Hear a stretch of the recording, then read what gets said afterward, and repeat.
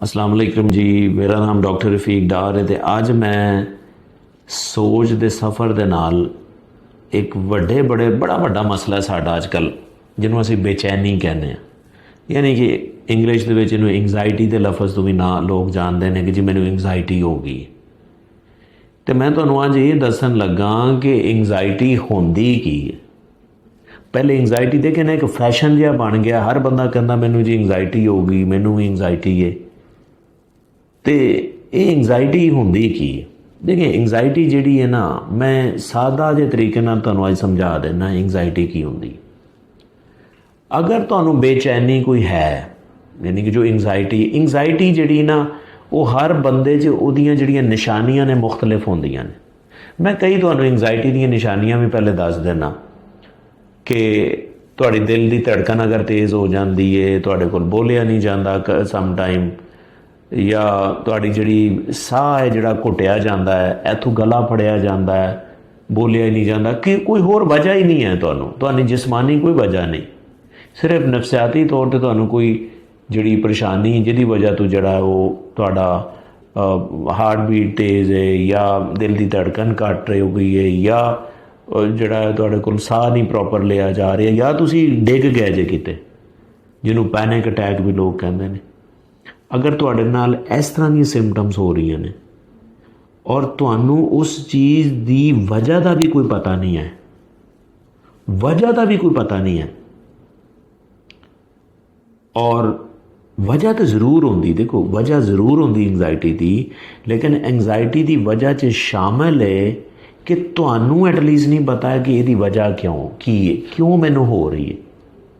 अगर इस तरह हो रहा है ना तो यह एंगजाइटी जे। लेकिन अगर तुहानूं किसी चीज़ का वजह का पता ना कि जी मेरे को पैसे अजकल घट ने, या पैसे थोड़े ने, या हालात खराब ने, तो खर्चे पूरे नहीं हो रहे, यदी वजह तो असीं परेशान रहंदे जे ना, तो ये एंगजाइटी नहीं है। इस परेशानी नूं असीं स्ट्रैस कवांगे। यानी कि स्ट्रैस दे विच ते बेचैनी या एंगजाइटी दे विच फर्क ये होंदा है कि जिहड़ा स्ट्रैस होंदा है उहदी तुहानूं वजह दा पता, ते जिहड़ी एंगजाइटी है उहनूं तुहानूं वजह दा नहीं पता। यह सादा जिहा फार्मूला है स्ट्रैस ते एंगजाइटी नूं पहचानण दा तरीका ज। अगर तुहानूं किते एंगजाइटी है ना तो तुसी जरूर किसी साइकोलॉजिस्ट नूं जरूर मिलो, क्योंकि एंगजाइटी जिहड़ी होंदी ना तुहाडे सबकॉन्शियस माइंड दे विच होंदी है, यानी कि लाशऊर दे विच उहदी वजह होंदी है। तो वो एक प्रोफैशनल जिहड़ा साइकोलॉजिस्ट है वो ही उन्होंने सही तरह जान सकता है, तो वो ही तुहाडा इलाज कर सकता। या बहुत ज़्यादा तुहानूं एंगजाइटी जिहड़ा तुहाडे कंट्रोल तो भी बाहर है, तो फिर तुहानूं साइकैट्रिस्ट की जरूरत है, कोई मैडिकेशन भी नाल चाहिदी होणगियां, तो इस तरह तुसीं इहदा इलाज कर सकते जे। ये बड़ा सादा जिहा तरीका मैं तुहानूं दस्सण की कोशिश की है, लेकिन फिर भी अगर तुहाडा कोई सवाल है तो ज़रूर तुसी कमेंट सैक्शन च दसो, और इंशाल्लाह मैं उहदे ते वीडियो भी बनावांगा, या हो सके तो तुहानूं कमेंट च जवाब भी दे देंगा जी।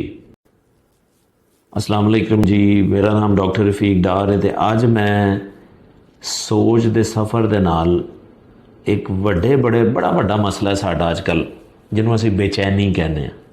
यानी कि इंग्लिश के इन्हूं एंगजाइटी के लफज तो भी ना लोग जानते हैं कि जी मैनूं एंगजाइटी हो गई। तो मैं तुहानूं अज ये दस्सण लगा कि एंगजाइटी